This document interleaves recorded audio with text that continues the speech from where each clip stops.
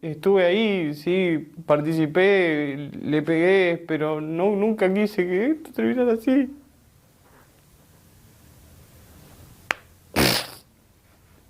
Yo- Estas palabras son duras de escuchar. Más duro es entender la situación a la que hacen referencia. Pongamos contexto. El 18 de enero de 2020 me encontraba vacacionando en Buenos Aires, Argentina. Me desperté y seguí al pie de la letra mi rutina, que consistía en tomar un café y leer el diario. En ese mismo momento, en Recoleta, el mismo vecindario de mi hotel, Silvino y Graciela Báez Sosa recibían la peor noticia de sus vidas. Su hijo había sufrido una golpiza y lo habían trasladado a un hospital. Se habían enterado de todo por los padres de un amigo que estaba con él en la ciudad costera de Villa Gesell. Más tarde ese día, la noticia inundó los medios locales. El joven había fallecido producto del ataque. Lo que más me llamó la atención fueron los chicos que habían asesinado a la víctima. Eran rugbyers y ya habían tenido altercados con otros jóvenes. A partir de entonces, seguí el caso en los medios, interesado en ver qué sucede con aquellas personas que, a diferencia de mí, utilizan la violencia por fuera de la práctica deportiva. Este es el caso de Fernando Báez Sosa. Yo soy el investigador enmascarado. Si mi contenido les resulta atractivo, los invito a que me ayuden a convertirme en el mejor de los detectives. Dando like a este video y suscribiéndose al canal, me ayudan a acercarme a mi meta. También pueden comentar otro round si quieren que siga haciendo videos sobre crímenes y misterios.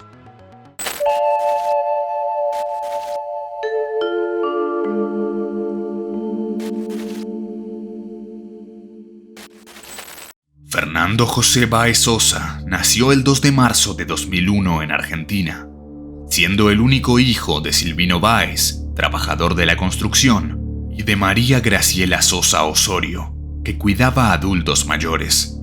20 años atrás, la pareja había emigrado desde Paraguay buscando mejorar económicamente. Y lo habían logrado, pero hasta cierto punto.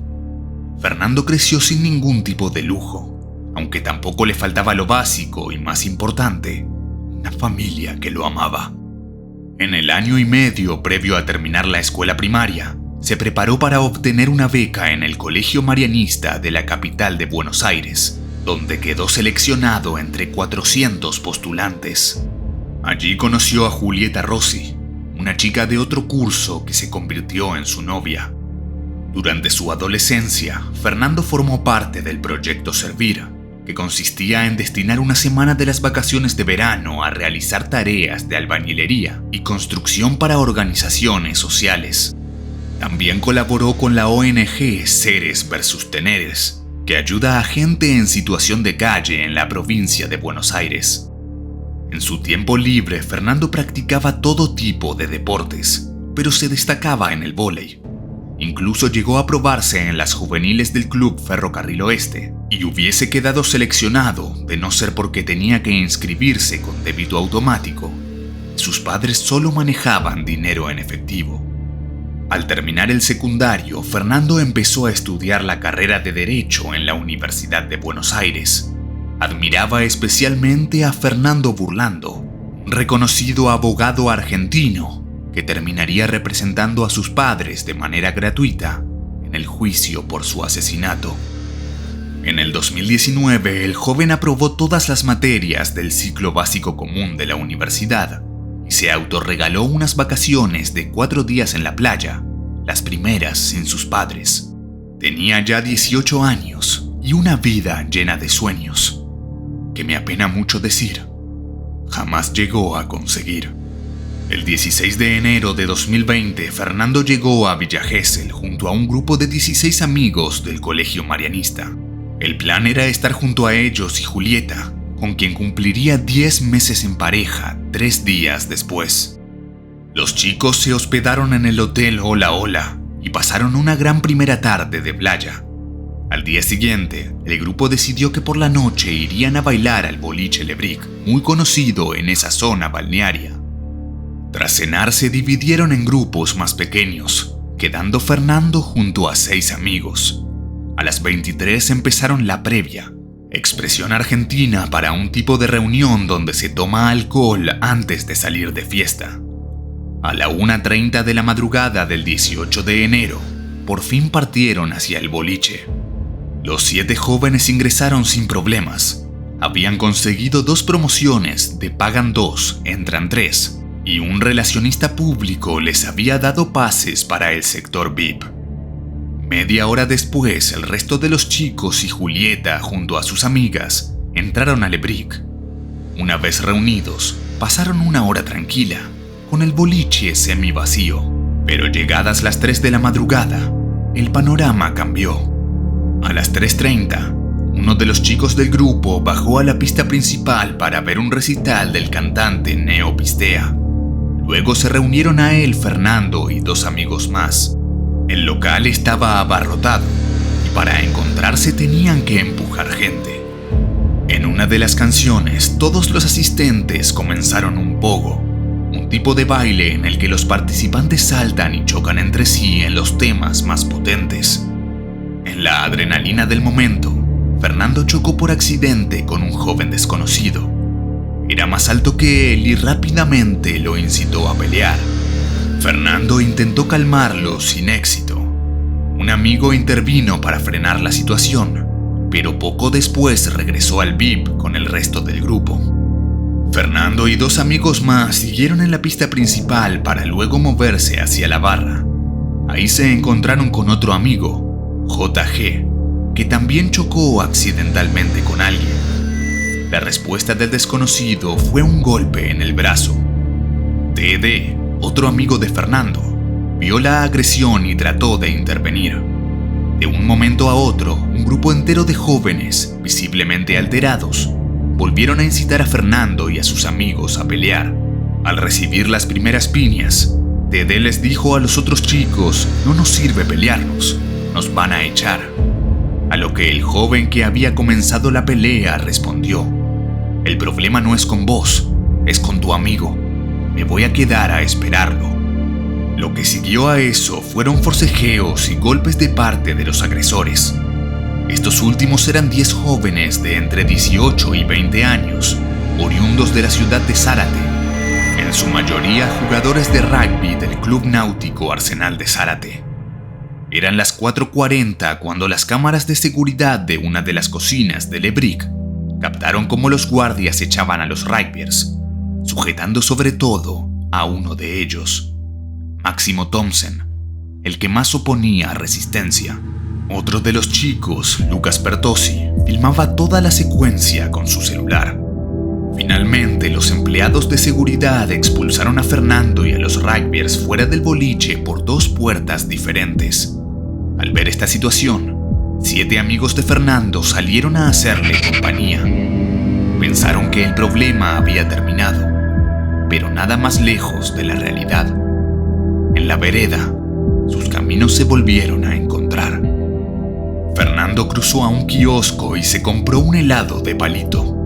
Acto seguido, los 10 rugbyers comenzaron a pegarle a JG. Fernando intentó separarlos y lo agredieron también a él. Pertossi seguía filmando todo, logrando sin saber captar el momento exacto en que comenzaba la paliza fatal. Un atroz video que sería la prueba clave en el juicio contra él y sus amigos.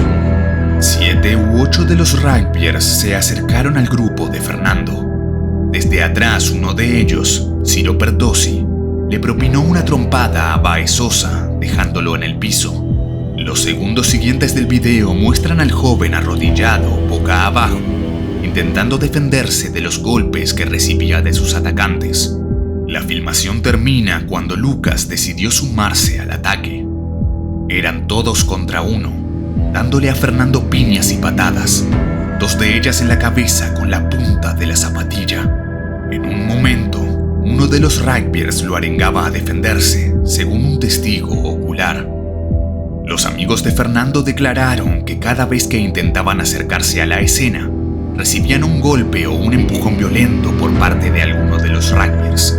La testigo Tatiana C., que estaba en la puerta del Lebric, aseguró que incluso cuando Fernando se desmayó y quedó inconsciente, los golpes no cesaron. T.D. fue el único que logró ingresar en la pelea, pero quedó en el suelo luego de recibir una paliza por parte de al menos 3 rugbyers.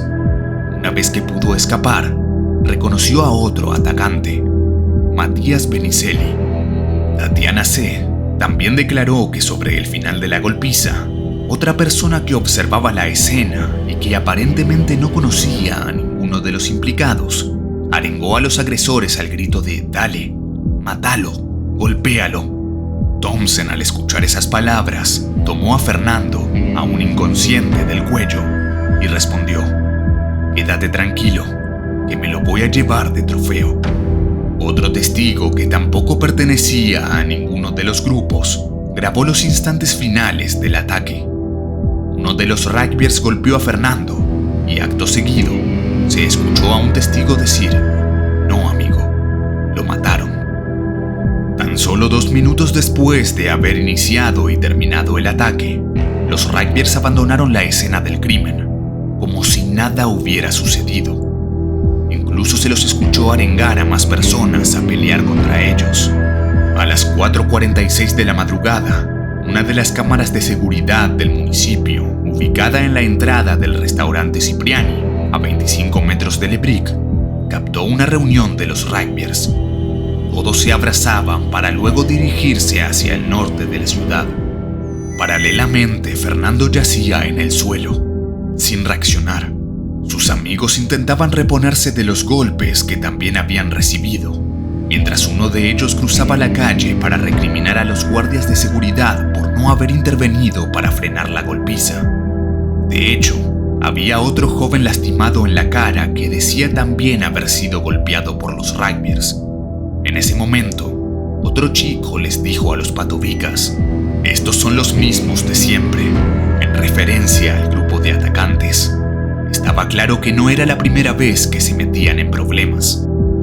Luego, los amigos de Fernando enviaron mensajes de WhatsApp a los que seguían en el boliche y no se habían enterado del ataque. Mientras, Julieta preguntaba dónde estaban el resto de los chicos, ignorando el destino de su novio.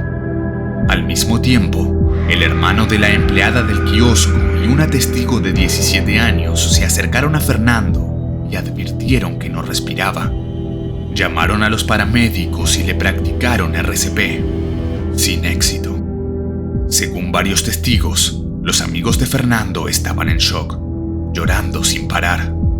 Finalmente, el grupo se dividió entre los que acompañaban a la víctima al hospital y quienes eran derivados a la comisaría de Villa Gesell. La policía se había puesto manos a la obra y los rugbyers no festejarían mucho tiempo más su victoria. A las 4:48 de la madrugada, un patrullero con 3 efectivos de infantería empezó a recorrer la zona aledaña a Lebric buscando a los agresores. Se cree que el grupo supo que la policía estaba tras ellos y decidieron dividirse. Thompson, Milanesi, Sinelli y Violas huyeron hacia el chalet que alquilaba el grupo, ubicado justo en la entrada al bosque de Villa Gesell.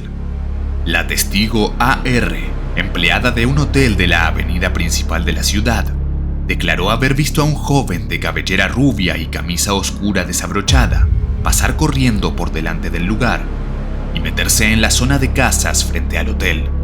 Detrás caminaba un grupo de más de 8 jóvenes. Ingresaron a su departamento saltando el portón del predio. A otro testigo ocular esto le llamó la atención, porque los chicos tenían llaves. Le resultó evidente que estaban escapando de algo. Los hermanos Pertosi, Benicelli, Comelli y Guarino se quedaron en la puerta del supermercado Marina, captados por las cámaras de seguridad. A las 4:49 fueron interrogados por 3 efectivos de infantería. Aseguraron no tener nada que ver con la golpiza ocurrida en Lebric. La policía no se dio cuenta en ese entonces, pero en la grabación se llegó a ver cómo todos escondían las manos ensangrentadas en sus bolsillos. Cuando se fue el patrullero, el grupo de WhatsApp los del Boca 3, del que formaban parte al menos 9 de los 10 rugbyers, se planteó la idea de volver a encontrarse. Bertozzi grabó un audio donde se lo oía decir: «Estoy acá cerca de donde está el pibe, y están todos ahí a los gritos. Está la policía, llamaron la ambulancia. Caducó».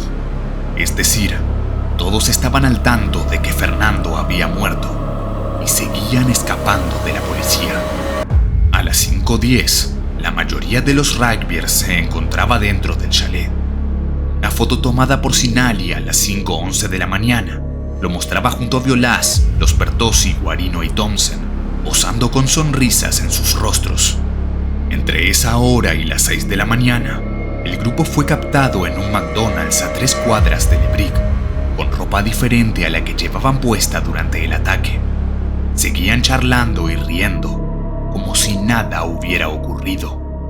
Recién a las 6:06, Benicelli empezó a retar por el grupo de WhatsApp a los que, al parecer, se habían jactado del ataque con otros amigos de Zárate. Fue entonces cuando Bertozzi grabó un audio que la fiscalía consideraría el inicio de un pacto silencioso entre los 10 rugbyers. Decía: «Chicos, no se cuenta nada de esto a nadie». En los minutos siguientes, los que habían ido al McDonald's regresaron al chalet y se fueron a dormir. Último descanso antes de que el peso de la justicia cayera sobre ellos. A las 10:38 de la mañana, un gran número de policías llegó al chalet para detener a los 10 sospechosos del ataque en Le Brick. Los agentes, que ya habían tenido acceso a parte del material de las cámaras de seguridad de la ciudad, reconocieron a Benicelli por un rodete que llevaba en el pelo. Estaba claro que se encontraban ante el grupo que buscaban. Todos fueron trasladados a la comisaría, donde se llevaron a cabo las ruedas de reconocimiento con más de 10 testigos. Estos identificaron a los rugbyers que le habían pegado a Fernando: Ciro Bertozzi, Máximo Thompson, Matías Benicelli y Blas Sinali. También a los que habían atacado al amigo que quiso auxiliarlo: Enzo Comelli, Luciano y Lucas Bertozzi, Ayrton Violás y Matías Benicelli. También estaban Juan Pedro Guarino y Alejo Milanesi, a quienes algunos testigos lograron ubicarlos en la escena, pero no como agresores. Mientras tanto, los médicos del hospital de Villa Gesell constataron la muerte de Fernando Báez Sosa. La autopsia indicó que el joven había perdido la vida a causa de un paro cardíaco, producto de un shock neurogénico generado por un traumatismo muy grave de cráneo. Durante el análisis, se comprobó que el rostro de la víctima tenía marcas de la suela de una zapatilla, y las características de la huella coincidirían con el dibujo en las zapatillas de Thompson. La noticia llegó rápidamente a los medios de todo el país y causó gran conmoción. Pronto, el caso se convirtió para muchos argentinos en un reflejo de la violencia generada en el rugby, deporte que, al igual que la lucha, tiene mucho contacto, pero a diferencia de esta, al menos en mi experiencia propia, suele plasmarse en la personalidad de sus deportistas. También hubo quienes señalaron que el grupo de atacantes, de clase alta, se había empecinado en atacar a Fernando porque era negro, una forma discriminatoria de referirse a las personas de clase baja en Argentina. En 2020 y 2021 se realizaron marchas nacionales multitudinarias pidiendo justicia bajo el lema «Todos somos Fernando», con una fuerte y constante cobertura mediática. En 2022, la Cámara de Diputados trató un proyecto de Ley Fernando, que proponía incorporar la figura de homicidio en patota o agravar penas por violencia grupal. No se sancionó, pero sí generó un fuerte debate público. Igualmente, tras varios años de lucha, la justicia finalmente llegó. El 17 de enero de 2023, 400 personas marcharon en la Plaza Mitre, ubicada en el centro de Zárate, la ciudad natal de los rugbyers, para pedir justicia por Fernando, exigiendo cadena perpetua para todos los imputados. Poco después, Thompson fue señalado como el líder del grupo, y quien le dio la patada mortal en la cabeza a Fernando Báez Sosa cuando ya estaba inconsciente en el suelo. Finalmente, el Tribunal Oral en lo Criminal número 1 de Dolores encontró a Matías Benicelli, Máximo Thompson, Luciano Ciro Pertossi y Enzo Comelli culpables del delito de homicidio doblemente agravado por el concurso premeditado por 2 o más personas y por alevosía en concurso ideal de lesiones leves. Esto último refería a los golpes que recibieron los amigos de la víctima. El 6 de febrero de ese año, en un fallo unánime, el Tribunal Oral en lo Criminal número 1 de Dolores los condenó a la pena de prisión perpetua, que en la legislación argentina se traduce en 35 años de prisión efectiva. Los otros 3 acusados, Ayrton Violás, Lucas Pertossi y Blas Sinali, fueron considerados por los jueces partícipes secundarios de homicidio doblemente agravado por el concurso premeditado por 2 o más personas y por alevosía en concurso ideal de lesiones leves. Como resultado, fueron condenados a 15 años de prisión. El abogado de los acusados, Hugo Tomei, presentó recursos ante la Cámara de Casación Penal bonaerense, centrados en la figura de homicidio en riña para los 5 condenados a prisión perpetua, y solicitó la absolución de los 3 considerados partícipes secundarios.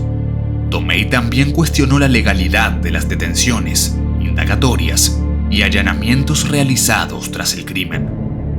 Los abogados de la familia Báez Sosa, Fernando Burlando, Fabián y Facundo Améndola y Germán Facio, apelaron en sentido contrario, reclamando que los 3 sentenciados a 15 años también fueron coautores y recibieran prisión perpetua. Este planteo fue acompañado por la Fiscalía, que sostuvo que todos formaron parte del ataque que le quitó la vida a la víctima. En mayo de 2024, la Cámara de Casación bonaerense corrigió la calificación impuesta, pero no las penas. Los magistrados consideraron que si bien los acusados no habían actuado con alevosía, 5 de ellos deberían cumplir prisión perpetua. Los 3 imputados restantes volvieron a ser condenados a 15 años de prisión. Tras la confirmación de la condena, Benicelli cambió su defensa y comenzó a ser representado por Carlos Atías. El nuevo abogado presentó recursos extraordinarios locales, conocidos como de nulidad e inaplicabilidad de ley. Mientras tanto, los protagonistas intentaban limpiar su imagen desde la cárcel, pero sin mucho éxito.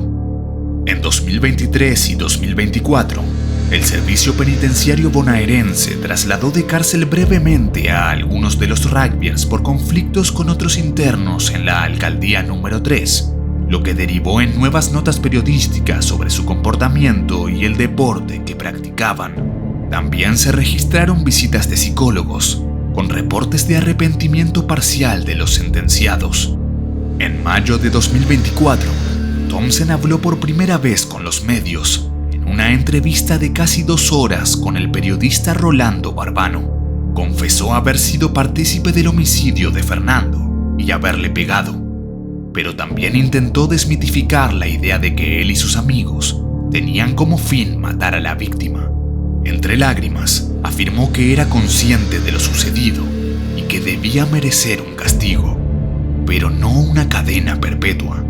Reconoció que cuando se iba de vacaciones con sus amigos necesitaba tomar en exceso para divertirse. También expresó que su personalidad violenta no tenía origen en el rugby ni en una cuestión social.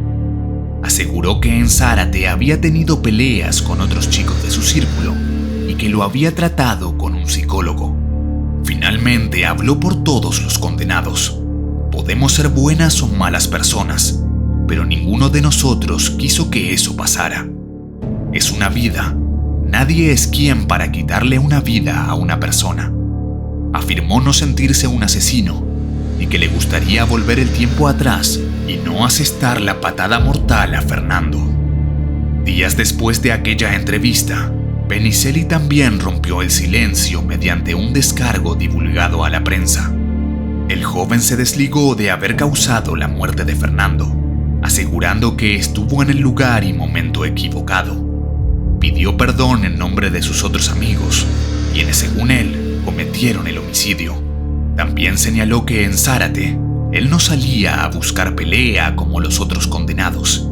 Finalmente, remarcó que entendía a los jueces y sobre todo a los padres de Fernando. Esto generó la reacción de muchos internautas, quienes recordaron que durante el juicio, varios testigos habían identificado a Benicelli en medio de la escena, gritándole a la víctima: "A ver si seguís pegando, negro de mierda". El 17 de septiembre de 2025, la Corte Suprema de Justicia de la Nación desestimó el planteo de la defensa de Benicelli.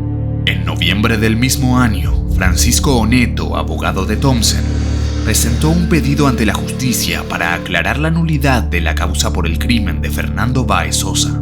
El planteo busca reducir o revertir la condena a prisión perpetua que pesa sobre los 8 rugbyers. Aún no ha habido actualizaciones sobre esto. A la fecha de realización de este video, Fernando Báez Sosa tendría 24 años.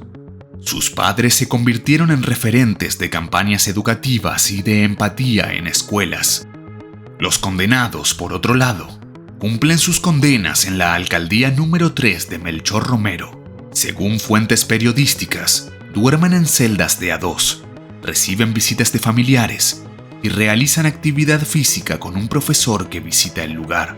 También cumplen con una serie de talleres, entre ellos el de alfabetización jurídica, un programa del Servicio Penitenciario Bonaerense, donde los reos aprenden cuestiones básicas de derecho penal. Al terminarlo, recibirán un diploma. Lo que más me llamó la atención del caso es que en el contexto de aquel curso, especialistas hablaron con los sentenciados sobre cómo deconstruir masculinidades y erradicar la violencia social. Yo, como aficionado a la disciplina que me dio los mejores años de mi vida, me pregunto, ¿qué hubiera pasado si hubiera usado mi talento fuera del ring?